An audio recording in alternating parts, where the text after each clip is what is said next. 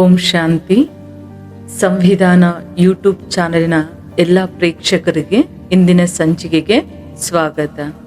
ಇಂದಿನ ವಿಚಾರ, ಸ್ವಯಂನನ್ನು ಪ್ರೀತಿಸೋದು ಹೇಗೆ. ಸ್ವಯಂನನ್ನೇ ಪ್ರೀತಿಸಿಲ್ಲ ಅಂದರೆ ಏನಾಗುತ್ತೆ, ಸ್ವಯಂನನ್ನು ಪ್ರೀತಿಸಬೇಕು ಅಂದರೆ ನಾವು ಏನು ಮಾಡಬೇಕು ಅನ್ನೋದನ್ನ ಇವತ್ತು ತಿಳ್ಕೊಳ್ಳೋಣ. ಒಂದು ಚಿಕ್ಕ ಉದಾಹರಣೆಯಿಂದ ಇಂದಿನ ಸಂಚಿಕೆಯನ್ನು ಪ್ರಾರಂಭ ಮಾಡ್ತೀನಿ. ಒಂದು ಸಾರಿ ಒಬ್ಬ ಸೇಟು ಹುಬ್ಳಿಯಿಂದ ಬ್ಯಾಂಗ್ಳೂರ್ಗೆ ಬಂದಿರ್ತಾರೆ ಒಂದು ವಜ್ರದ ವ್ಯಾಪಾರವನ್ನು ಮಾಡೋದಕ್ಕಾಗಿ. ಆ ವ್ಯಕ್ತಿ ಬ್ಯಾಂಗ್ಳೂರಿಂದ 1-2 ಡೈಮಂಡ್ಸನ್ನು ಖರೀದಿ ಮಾಡಿ ವಾಪಸ್ ಹುಬ್ಳಿಗೆ ಟ್ರೈನಲ್ಲಿ ಹೊರಡ್ತಾ ಇರ್ತಾರೆ. ಅದರಲ್ಲಿ ಒಬ್ಬ ಕಳ್ಳರಿಗೆ ಗೊತ್ತಾಗುತ್ತೆ ಇವ್ರ ಹತ್ರ ಡೈಮಂಡ್ಸ್ ಇದೆ ಅಂತ ಹೇಳ್ಬಿಟ್ಟು, ವಜ್ರಗಳಿದೆ ಅಂತ. ಆ ವ್ಯಕ್ತಿ ಅವ್ರನ್ನ ಸೇಟನ್ನು ಫಾಲೋ ಮಾಡ್ತಾ ಹೋಗ್ತಾರೆ. ಅವ್ರು ಹತ್ತುವಂಥ ಟ್ರೈನಿಗೆ ಟಿಕೆಟನ್ನು ತಗೊಂಡು ಅವ್ರು ಕುತ್ಕೊಳ್ಳುವಂತಹ ಒಂದು ಕ್ಯಾಬಿನಲ್ಲೇ ಕುತ್ಕೊಂಡಿರ್ತಾರೆ. ಆ ನಂತರ ಸ್ವಲ್ಪ ಸಮಯದ ನಂತರ ಟ್ರೈನ್ ಹೊರಡುತ್ತೆ. ನಂತರ ಆ ವ್ಯಕ್ತಿ ನೋಡ್ತಾ ಇರ್ತಾರೆ, ಅವಕಾಶಕ್ಕೋಸ್ಕರ ಕಾಯ್ತಾ ಇರ್ತಾರೆ, ಹೇಗೆ ಅವರಿಂದ ಆ ವಜ್ರಗಳನ್ನ ಕಳ್ಳತನ ಮಾಡೋದು ಅಂತ ಹೇಳ್ಬಿಟ್ಟು. ಒಂದು 3-4 ಸ್ಟಾಪ್ಸ್ ಆಗಿದ ನಂತರ ಸೇಟ್ ಕೇಳ್ತಾರೆ, ಸೇಟು ನಿಮ್ಗೆ ಬಹಳ ಏಜ್ ಆಗಿದೆ, ಆಯುಷ್ಯ ಆಗಿದೆ ಅಲ್ವಾ, ನೀವೇನಾದರೂ ವಾಶ್ರೂಮ್ಗೆ ಹೋಗ್ಬೇಕು, ಬಾತ್ರೂಮ್ಗೆ ಹೋಗ್ಬೇಕು ಅಂದರೆ ಹೋಗ್ಬಿಟ್ಟು ಬನ್ನಿ, ನಾನು ನಿಮ್ಮ ಸಾಮಾನನ್ನು ನೋಡ್ಕೊಳ್ತೀನಿ ಅಂತ. ಸೇಟ್ ಹೇಳ್ತಾರೆ, ಅದಕ್ಕೂ ನಾನು ಈಗ ತಾನೇ ಹತ್ತಿರೋದು, ಏನು ಅವಶ್ಯಕತೆ ಇಲ್ಲ, ಆ ಥರ ಏನಾದರೂ ಇದ್ರೆ ತಮ್ಮನ್ನು ನಾನು ಕೇಳ್ತೀನಿ ಅಂತ ಹೇಳ್ಬಿಟ್ಟು. ಆಮೇಲೆ ಇನ್ನೂ ಒಂದು ಅರ್ಧ ಗಂಟೆ 1 ಗಂಟೆ ಸಮಯ ಕಾಯ್ತಾರೆ. ಕಾಯ್ದು ನಿಂತನ್ನು ನೋಡ್ತಾರೆ, ಸೇಟು ಎದ್ದು ಹೋಗ್ತಾನೆ ಇಲ್ಲ. ಅದಕ್ಕೂ ಮತ್ತೆ ಪುನಃ ಅವ್ರಿಗೆ ನೆನಪು ಮಾಡಿಸ್ತಾರೆ, ನೀವು ಬಹಳ ಸಮಯ ಆಯ್ತಲ್ವಾ, ಬಹಳ ಏಜ್ ಆಗಿದೆ ಅಲ್ವಾ, ನೀವೇನಾದರೂ ಫ್ರೆಶ್ ಆಗಬೇಕು ಅಂದರೆ ಹೋಗ್ಬಿಟ್ಟು ಬನ್ನಿ ಅಂತ ಹೇಳ್ಬಿಟ್ಟು ಹೇಳ್ತಾರೆ. ಸರಿ, ಇಷ್ಟು ಕೇಳ್ತಿದಾರಲ್ವಾ ಅಂತ ಹೇಳ್ಬಿಟ್ಟು ಸೇಟ್ ಏನು ಮಾಡ್ತಾರೆ, ಎದ್ದು ಹೋಗ್ತಾರೆ. ಆ ನಂತರ ಈ ವ್ಯಕ್ತಿ ಆ ಲಗೇಜನ್ನು ತೆಗೆದು ನೋಡ್ಲಿಕ್ಕೆ ಪ್ರಯತ್ನ ಮಾಡ್ತಾರೆ. ಆಮೇಲೆ ಅವ್ರಿಗೆ ಮತ್ತೆ ಅವ್ರು ವಾಪಸ್ ಬರೋ ರೀತಿಯಲ್ಲಿ ಶಬ್ದ ಆಗಿದ ಕೂಡಲೇ ಮತ್ತೆ ಆ ಬ್ಯಾಗನ್ನು ಬಂದ್ ಮಾಡಿ ಮತ್ತೆ ಸೀಟ್ ಕೆಳಗಡೆ ತಳ್ತಾರೆ. ಆ ನಂತರ ಹಾಕಿ ಕೂತಿರ್ತಾರೆ. ಮತ್ತೆ ಒಂದು 45 ನಿಮಿಷ 1 ಗಂಟೆ ಆಗಿದ ನಂತರ ಮತ್ತೆ ಸೇಟ್ ಕೇಳ್ತಾರೆ, ಅವಾಗಿಂದ ಇಲ್ಲೇ ಇದ್ರಲ್ವಾ, ಸ್ವಲ್ಪ ಫ್ರೆಶ್ ಗಾಳಿಗೆ ಆ ಥರ ಡೋರ್ ಹತ್ರ ಹೋಗಿ ನಿಲ್ತ್ಕೊಳ್ಳಿ ಸೇಟು ಅಂತ ಹೇಳ್ತಾರೆ. ಸರಿ ಆಯ್ತಂತ ಹೇಳ್ಬಿಟ್ಟು ಮತ್ತೆ ಸೇಟ್ ಎದ್ದು ಹೋಗ್ತಾರೆ. ಮತ್ತೆ ಬ್ಯಾಗನ್ನು ತೆಗೆದು ಆ ವಜ್ರಗಳನ್ನ ಹುಡುಕ್ಲಿಕ್ಕೆ ಪ್ರಯತ್ನ ಮಾಡ್ತಾರೆ. ಅವ್ರ ಬ್ಯಾಗ್ ಎಲ್ಲ ಹುಡುಕಿದ ನಂತರ ಸಿಗೋದಿಲ್ಲ. ಅವ್ರಿಗೆ ಅನ್ಸುತ್ತೆ, ಓಕೆ, ಆ ವ್ಯಕ್ತಿಯ ಜೋಬಿಯಲ್ಲೇ ಇರಬಹುದು ಅಂತ ಅನ್ಕೊಂಡು ಸುಮ್ಮನೆ ಕೂತ್ಕೊಳ್ತಾರೆ. ಆಮೇಲೆ ಸೇಟ್ ವಾಪಸ್ ಬಂದು ಅವರ ಸ್ಥಾನದಲ್ಲಿ ಅವರು ಕೂತ್ಕೊಳ್ತಾರೆ. ಕೂತ್ಕೊಂಡಿದ ನಂತರ ಎದ್ದೋಳ ರೀತಿಯಲ್ಲಿ ಎದ್ಬಿಟ್ಟು ಅವ್ರ ಮೇಲೆ ಬಿದ್ದ್ಬಿಡ್ತಾರೆ. ಏನಕ್ಕಂದ್ರೆ ಅವರ ಪಾಕೆಟನ್ನು ಹುಡುಕೋದಿಕ್ಕೆ, ಅವ್ರ ಜೋಬಿಯನ್ನ ಚೆಕ್ ಮಾಡೋದಕ್ಕಾಗಿ. ಆಮೇಲೆ ಮೇಲೆ ಕೆಳಗಡೆ ಜೋಬಿಗಳನ್ನ ಚೆಕ್ ಮಾಡಿದ ನಂತರನು ಅವ್ರಿಗೆ ವಜ್ರ ಇದೆ ಅನ್ನುವಂಥದ್ದು ಅನುಭವ ಆಗೋದಿಲ್ಲ. ಸೊ ಅದಕ್ಕೆ ಸುಮ್ಮನೆ ಕೂತ್ಕೊಂಡಿರ್ತಾರೆ. ಇನ್ನು 1 ಅವರ್ ಇರುತ್ತೆ, ಸ್ಟಾಪ್ ಬರುತ್ತೆ. ಆವಾಗ ಸೇಟನ್ನ ಪಕ್ಕಕ್ಕೆ ಕರೆದು ಬಿಟ್ಟು ಕೇಳ್ತಾರೆ, ನಾನು ನಿಮ್ಮ ಹತ್ರ ಒಂದು ವಿಚಾರವನ್ನ ಕೇಳಬೇಕು.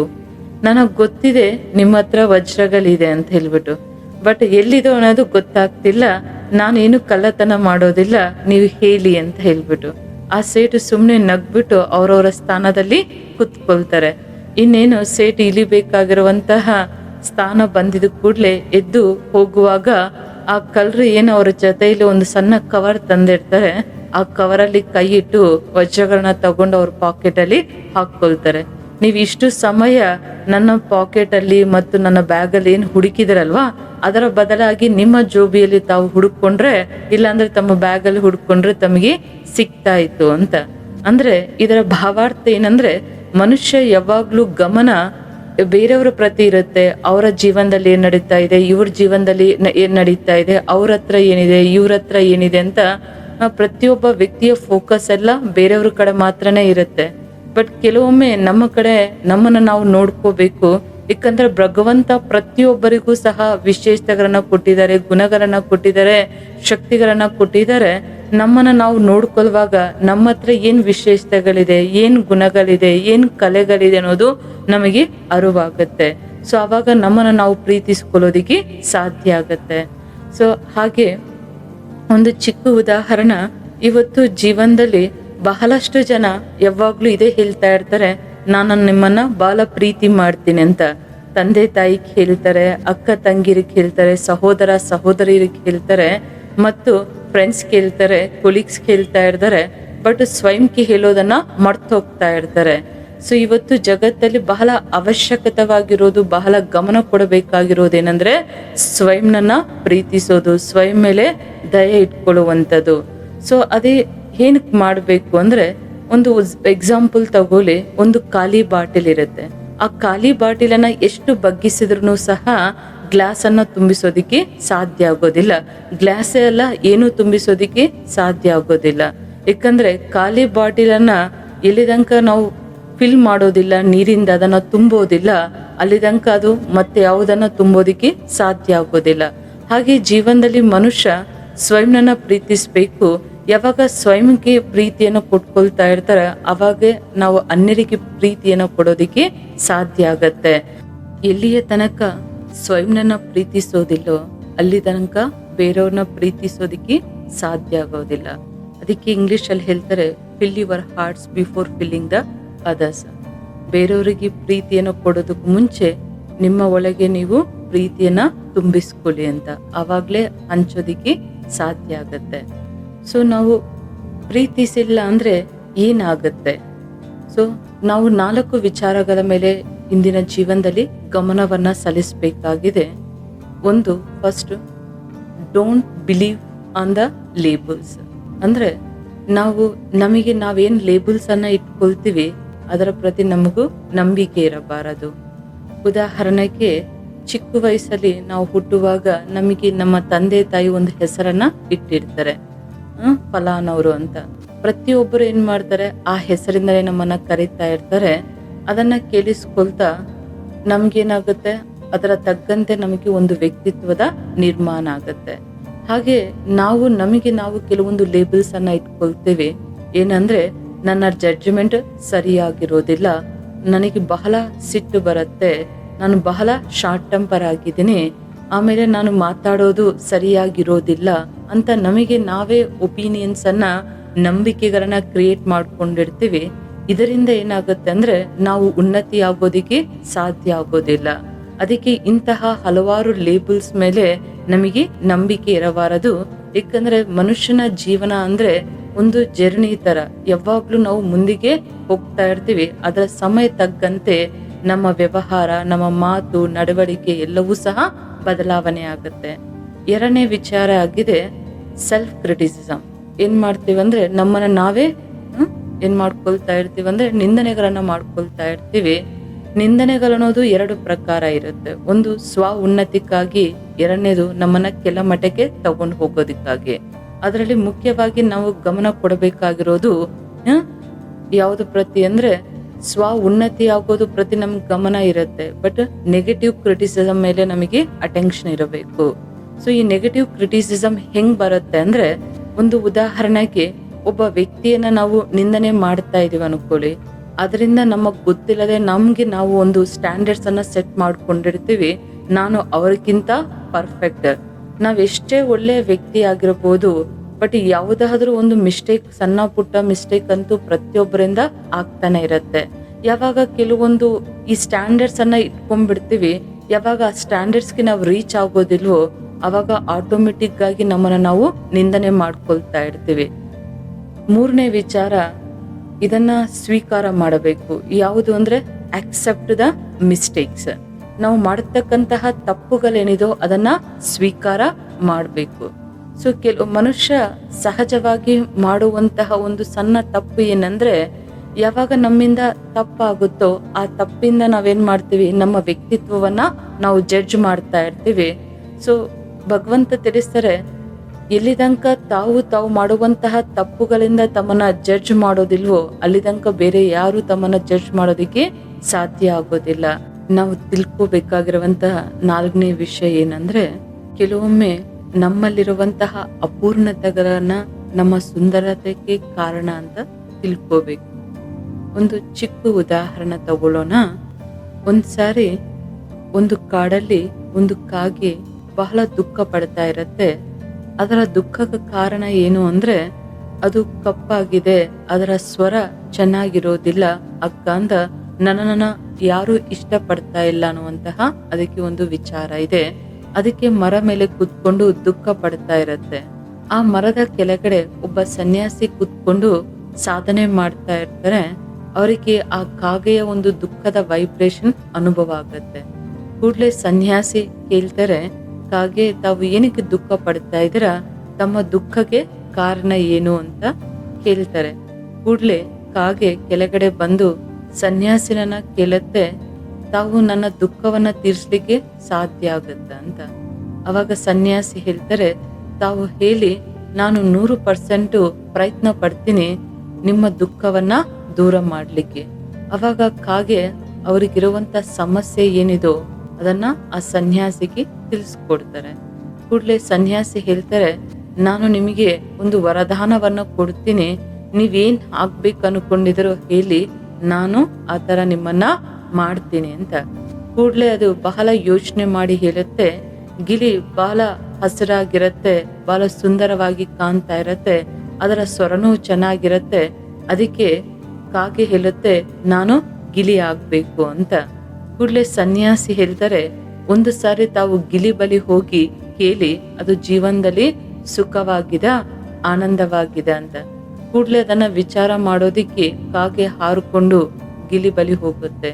ಗಿಳಿಯನ್ನ ಕೇಳುತ್ತೆ, ನೀವು ಬಹಳ ಚೆನ್ನಾಗಿರ್ತೀರಾ, ನಿಮ್ಮ ವಾಯ್ಸು ಸಹ ಬಹಳ ಸುಂದರವಾಗಿದೆ, ನೀವು ಬಹಳ ಸುಖವಾಗಿದ್ದೀರಲ್ವಾ ನಿಮ್ಮ ಜೀವನದಲ್ಲಿ ಅಂತ ಹೇಳಿದ ಕೂಡ್ಲೆ ಗಿಳಿ ಹೇಳುತ್ತೆ, ನಾನು ನೋಡ್ಲಿಕ್ಕೆ ಚೆನ್ನಾಗಿ ಕಾಣ್ತೀನಿ, ಅದಕ್ಕೆ ಎಲ್ಲರೂ ನನ್ನನ್ನ ಪಂಜರದಲ್ಲಿ ಬಂಧಿಸ್ತಾರೆ, ನನ್ನನ್ನ ಸ್ವತಂತ್ರವಾಗಿರೋದಿಕ್ಕೆ ಬಿಡೋದಿಲ್ಲ.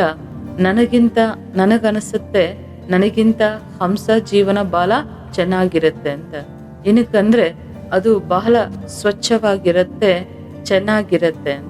ಅದಕ್ಕೆ ಗಿಳಿ ಮತ್ತು ಕಾಗೆ ಎರಡು ಹಾರಿಕೊಂಡು ಹಂಸದ ಬಳಿ ಹೋಗ್ತಾರೆ. ಹಂಸನ ಕೇಳ್ತಾರೆ, ನೀವು ಎಷ್ಟು ಚೆನ್ನಾಗಿ ನೀರಲ್ಲಿ ಹರಿತಾ ಇದ್ದೀರಾ ಮತ್ತು ಎಷ್ಟು ಸುಂದರವಾಗಿ ಕಾಣ್ತಾ ಇದ್ದೀರಾ ಅಂತ ಹೇಳಿದ ಕೂಡ್ಲೆ ಹಂಸ ಹೇಳುತ್ತೆ, ನನ್ನಲ್ಲಿ ಏನು ಸುಂದರತೆ ಇದೆ, ನಾನು ಜಸ್ಟ್ ಬಿಳಿಯಾಗಿದ್ದೀನಿ, ನನಗನ್ಸುತ್ತೆ ಈ ಜಗತ್ತಲ್ಲಿ ಎಲ್ಲದಕ್ಕಿಂತ ಸುಂದರವಾಗಿರುವಂತಹ ಪ್ರಾಣಿ ಅಂದ್ರೆ ನವಿಲು. ಅದಕ್ಕೂ ಹಂಸ, ಗಿಳಿ, ಕಾಗೆ ಮೂವರು ಸಹ ಹಾರ್ಕೊಂಡು ಪಿಕಾಕ್ ಬಳಿ ಹೋಗ್ತಾರೆ. ಅಲ್ಲಿ ಹೋಗಿ ಪಿಕಾಕನ್ನ ಕೇಳ್ತಾರೆ, ನೋಡಿ ತಮ್ಮ ಕಲರ್ ಬಹಳ ಸುಂದರವಾಗಿದೆ, ತಾವು ಬಹಳ ಚೆನ್ನಾಗಿ ನೃತ್ಯ ಮಾಡ್ತೀರಾ, ಜನ ಎಲ್ಲ ನಿಮ್ಮನ್ನ ನೋಡಿ ಬಹಳ ಖುಷಿ ಪಡ್ತಾರೆ, ಅದಕ್ಕೆ ನಾನು ನಿಮ್ ತರ ಆಗ್ಬೇಕು ಅನ್ಕೊಂಡಿದೀನಿ ಅಂತ ಹೇಳಿದ ಕೂಡ್ಲೆ ನವಿಲು ಹೇಳುತ್ತೆ, ನೋಡಿ ನನ್ನ ಈಕೆಗಳು ಬಹಳ ಚೆನ್ನಾಗಿರೋ ಕಾರಣ ಅಂದ್ರೆ ಎಲ್ಲರೂ ಅದನ್ನ ಕತ್ತರಿಸಿ ಅದನ್ನ ಸೇಲ್ ಮಾಡ್ತಾ ಇರ್ತಾರೆ, ನನಗೆ ಬಹಳ ನೋವನ್ನ ಕೊಡ್ತಾ ಇರ್ತಾರೆ. ನನಗನ್ಸುತ್ತೆ ಎಲ್ಲದಕ್ಕಿಂತ ಆರಾಮಾಗಿರುವಂತ ಜೀವನ ಅಂದ್ರೆ ನಿಮ್ದು, ಯಾರು ನಿಮ್ಮನ್ನ ಪಂಜರದಲ್ಲಿ ಬಂಧಿಸೋದಿಲ್ಲ, ನಿಮ್ಮ ರೆಕ್ಕೆಗಳನ್ನ ಯಾರು ಕಟ್ ಮಾಡೋದಿಲ್ಲ, ನಿನಗಿಂತ ಆರಾಮಾಗಿರುವಂತ ಜೀವನ ಯಾರಿಗೂ ಇಲ್ಲ ಅಂತ ಹೇಳಿದ ಕೂಡ್ಲೆ ಕಾಗಿ ಖುಷಿ ಪಡುತ್ತೆ. ಹಾರ್ಕೊಂಡು ಸನ್ಯಾಸಿ ಬಳಿ ಹೋಗಿ ನಾನು ಹೇಗಿದ್ದೀನೋ ನಾನು ಹಾಗೇ ಇರಲಿ ಅಂತ ಕೇಳ್ಕೊಳ್ಳುತ್ತೆ. ಅಂದ್ರೆ ಇದರಿಂದ ನಮಗೆ ಅನುಭವ ಆಗುತ್ತೆ, ಕೆಲವೊಮ್ಮೆ ಜೀವನದಲ್ಲಿ ಎಲ್ಲವೂ ಎಲ್ಲರ ಹತ್ರ ಇರೋದಿಲ್ಲ, ಯಾವುದಾದ್ರೂ ಒಂದು ಸಣ್ಣದು ಹೆಚ್ಚು ಕಮ್ಮಿ ಇರುತ್ತೆ, ಅದನ್ನ ನಾವು ಸ್ವೀಕಾರ ಮಾಡ್ಕೋಬೇಕು. ಅದೇನಾದ್ರೂ ಸುಧಾರಣೆ ಆಗೋದಕ್ಕೆ ಚಾನ್ಸ್ ಇದ್ರೆ ಅದನ್ನ ಪ್ರಯತ್ನ ಮಾಡ್ಕೋಬೇಕು. ಅದು ನಮ್ಮ ಜೀವನದಲ್ಲಿ ಸಹಜವಾಗಿ ಬಂದಿರುವಂಥದ್ದು ಅಂದ್ರೆ ಅದು ಸ್ವಲ್ಪ ಗಮನ ಕೊಟ್ರೆ ಅದರಿಂದ ನಮಗೆ ಸಿಗುವಂತಹ ಲಾಭ ಏನು ಅನ್ನೋದು ಅರಿವಾಗತ್ತೆ. ಹಾಗೆ ನಮ್ಮಲ್ಲಿರುವಂತಹ ಅಪೂರ್ಣತೆಗಳು ಕೆಲವೊಂದು ನಾವು ಬದಲಾಯಿಸ್ಕೋಬಹುದು.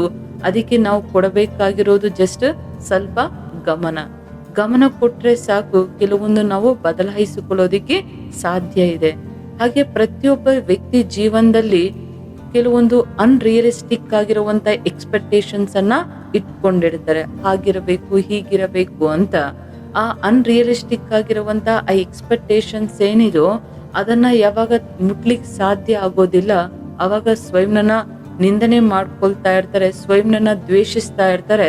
ಆ ದ್ವೇಷ ಎಲ್ಲಿಯ ತನಕ ಹೋಗುತ್ತೆ ಅಂದ್ರೆ ಮನುಷ್ಯ ಪ್ರಾಣ ಬಿಡೋದಕ್ಕೂ ಸಹ ರೆಡಿ ಆಗ್ಬಿಡ್ತಾರೆ. ಅದಕ್ಕೆ ಜೀವನದಲ್ಲಿ ಸ್ವಯಂನಲ್ಲಿ ಏನು ವಿಶೇಷತೆಗಳಿದೆ, ಏನು ಗುಣಗಳಿದೆ ಆ ಗುಣಗಳನ್ನು ಹೇಗೆ ನಾನು ಇನ್ನೂ ಜಾಸ್ತಿ ಮಾಡ್ಕೋಬೇಕು, ಹೆಚ್ಚು ಮಾಡ್ಕೋಬೇಕು ಅನ್ನೋದ್ರ ಕಡೆ ಗಮನ ಕೊಡಬೇಕು. ನಮ್ಮಲ್ಲಿ ಏನು ಅವಗುಣಗಳಿದೋ ಅದು ನಾವು ಗುಣಗಳ ಕಡೆ ಗಮನ ಕೊಡುವಾಗ ಆಟೋಮೆಟಿಕ್ ಆಗಿ ನಮ್ಮನ್ನ ಬಿಟ್ಟು ಹೋಗುತ್ತೆ. ನಾವು ಪ್ರಕೃತಿಯನ್ನ ಬಹಳ ಗಮನ ಕೊಟ್ಟು ನೋಡಿದಾಗ ಚಿಕ್ಕ ಗಿಡದಿಂದ ಹಿಡಿದು ದೊಡ್ಡ ಬೆಟ್ಟದ ತನಕನೂ ಸಹ ಪ್ರತಿಯೊಂದು ಏನಾಗಿದೆ ಅಪೂರ್ಣವಾಗಿದೆ. ಹಾಗೆ ಮನುಷ್ಯನ ಜೀವನದಲ್ಲೂ ಸಹ ಕೆಲವೊಂದು ಇಂಪರ್ಫೆಕ್ಷನ್ಸ್ ಇರುತ್ತೆ. ಅದನ್ನ ಸ್ವೀಕಾರ ಮಾಡೋದ್ರಿಂದ ಸ್ವ ಉನ್ನತಿ ಕಾರಣ ಆಗುತ್ತೆ. ಸೊ ಇದರಲ್ಲಿ ಮುಖ್ಯವಾಗಿ ಬೇಕಾಗಿರೋದೇ ಸ್ವಯಂಗೆ ಗೌರವ ಕೊಡುವಂಥದ್ದು, ಸ್ವಯಂ ಪ್ರೀತಿ ಕೊಡುವಂಥದ್ದು. ಸೊ ಈ ಪ್ರೀತಿ ಕೊಡೋದು ಒಂದು ಚಿಕ್ಕದಾಗಿರುವಂಥ ಯೋಗ ಅಭ್ಯಾಸದಿಂದ ಕಲಿಯೋಣ. ಎಲ್ಲರೂ ತಾವು ಇರುವಂತಹ ಸ್ಥಾನದಲ್ಲಿ ಆರಾಮಾಗಿ ಕೂತ್ಕೊಳ್ಳಿ, ನೇರವಾಗಿ ಕೂತ್ಕೊಳ್ಳಿ. ನಿಧಾನವಾಗಿ ತಮ್ಮ ಗಮನವನ್ನ ಉಸಿರಿನ ಕಡೆ ಇಡಿ. 3 ಬಾರಿ ಉಸಿರನ್ನ ಒಳಗೆ ತಗೊಳ್ತಾ ಬಿಡುತ್ತಾ ತಮ್ಮ ಮನಸ್ಸನ್ನ ಶ್ವಾಸದ ಕಡೆ ಕೇಂದ್ರೀಕರಿಸಿ ನಿಧಾನವಾಗಿ ತಮ್ಮ ಗಮನವನ್ನ ಶ್ವಾಸದ ಕಡೆಯಿಂದ ಮಧ್ಯಸ್ಥಾನದಲ್ಲಿ ಸ್ಥಿರಗೊಳಿಸಿ ತಮ್ಮ ಒರಿಜಿನಲ್ ಆಗಿರುವಂತ ಅಸ್ತಿತ್ವದ ಕಡೆ ಗಮನ ಕೊಡಿ. ನಾನು ಆತ್ಮ, ಈ ಶರೀರದಲ್ಲಿ ಭ್ರೂ ಮಧ್ಯಸ್ಥಾನದಲ್ಲಿ ಅತ್ಯಂತ ಸೂಕ್ಷ್ಮವಾಗಿ ಪ್ರಕಾಶವಾಗಿ ಉಳಿತಾ ಇರುವಂತ ಚೈತನ್ಯ ಶಕ್ತಿ ಆಗಿದ್ದೀನಿ.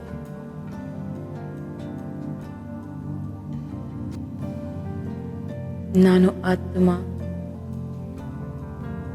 ನನ್ನಲ್ಲಿ ಎಲ್ಲ ಗುಣಗಳು ಸಮಾವೇಶವಾಗಿದೆ.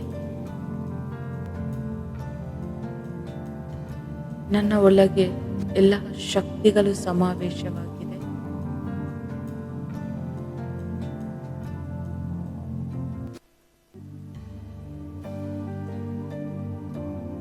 ನನ್ನಲ್ಲಿ ಎಲ್ಲ ಪ್ರಕಾರವಾಗಿರುವಂತಹ ಕಲೆಗಳು ಸಮಾವೇಶವಾಗಿದೆ.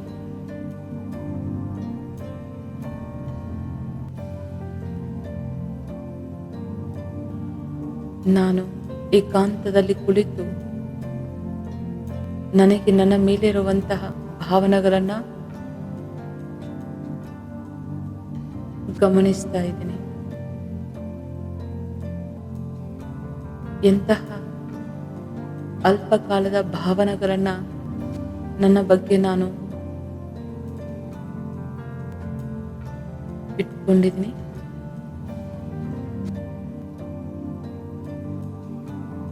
ಆ ಹದ್ದಿನ ಭಾವನೆಗಳನ್ನ ಆತ್ಮದ ಮೂಲ ಗುಣಗಳ ಜೊತೆಯಲ್ಲಿ ಹೋಲಿಕೆ ಮಾಡ್ತಾ ಇದ್ದೀನಿ. ಈ ಮೂಲ ಗುಣಗಳು ನನ್ನ ಸಹಜ ಸಿದ್ಧವಾಗಿರುವಂತಹ ಗುಣಗಳಾಗಿದೆ.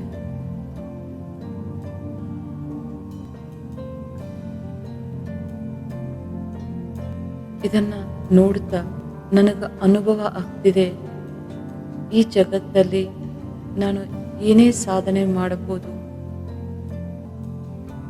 ನನ್ನ ಒಳಗೆ ಎಂತಹ ಪರಿಸ್ಥಿತಿಗಳನ್ನ ಎದುರಿಸುವಂತಹ ಶಕ್ತಿ ಇದೆ.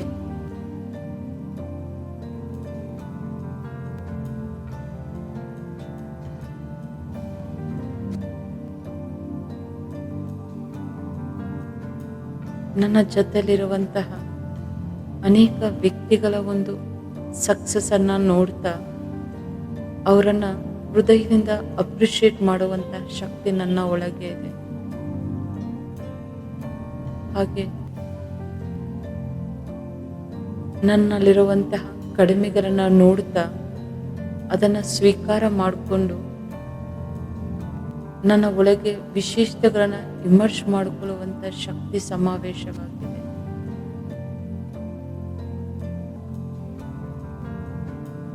ಈ ಜಗತ್ತಲ್ಲಿರುವಂತ ಪ್ರತಿಯೊಂದು ಆತ್ಮನೂ ಸಹ ವಿಶೇಷ. ನಾನೊಂದು ವಿಶೇಷ ಆತ್ಮನಾಗಿದ್ದೀನಿ. ನನ್ನ ಒಳಗಿರುವಂತಹ ಈ ವಿಶೇಷತೆಗಳನ್ನು ನೋಡ್ತಾ ಹೃದಯದಿಂದ ಸ್ವೀಕಾರ ಮಾಡ್ತಾ ನನ್ನ ಆಂತರಿಕದಲ್ಲಿ ಅದನ್ನು ಇಮರ್ಜ್ ಮಾಡ್ಕೊಳ್ತಾ ಇದ್ದೀನಿ.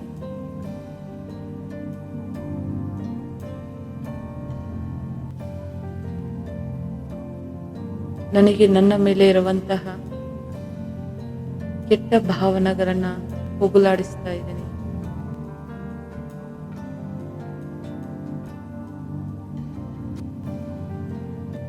ನಾನು ಈ ಜಗತ್ತಲ್ಲಿ ವಿಶೇಷವಾಗಿರುವಂತಹ ಪಾತ್ರವನ್ನು ಅಭಿನಯಿಸುವಂತಹ ಆತ್ಮ ನಾನು.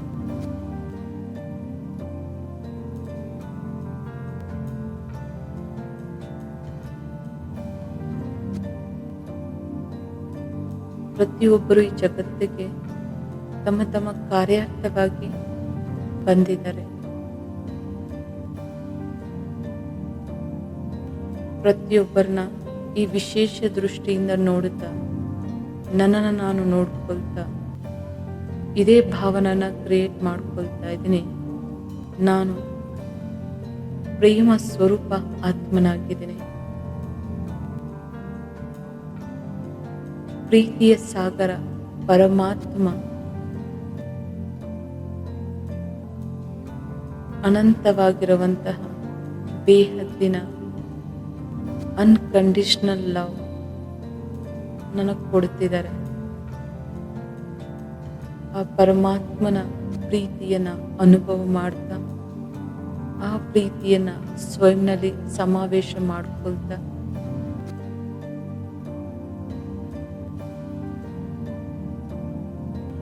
ಹದ್ದಿನ ಪ್ರೀತಿಯನ್ನ ತೆಗೆದುಹಾಕಿ ಬೇಹದ್ದಿನ ಪ್ರೀತಿಯನ್ನ ನಾನು ನನ್ನ ಒಳಗೆ ಸಮಾವೇಶ ಮಾಡ್ಕೊಳ್ತಾ ಇದ್ದೀನಿ.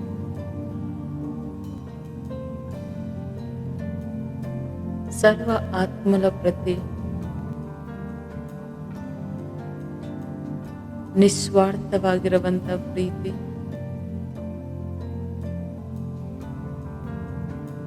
ಯಾವುದೇ ನಿರೀಕ್ಷಣೆ ಇಲ್ಲದೆ ಇರುವಂತಹ ಪ್ರೀತಿ ಹಂಚುತ್ತಾ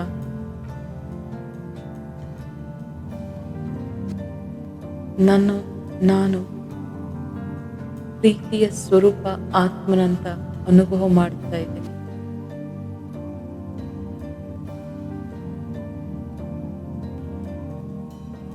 ಈ ಒಂದು ಅಭ್ಯಾಸವನ್ನ ಪ್ರತಿದಿನ 15 ನಿಮಿಷ ಸಮಯ ಕೊಟ್ಟು ಮಾಡುವುದರಿಂದ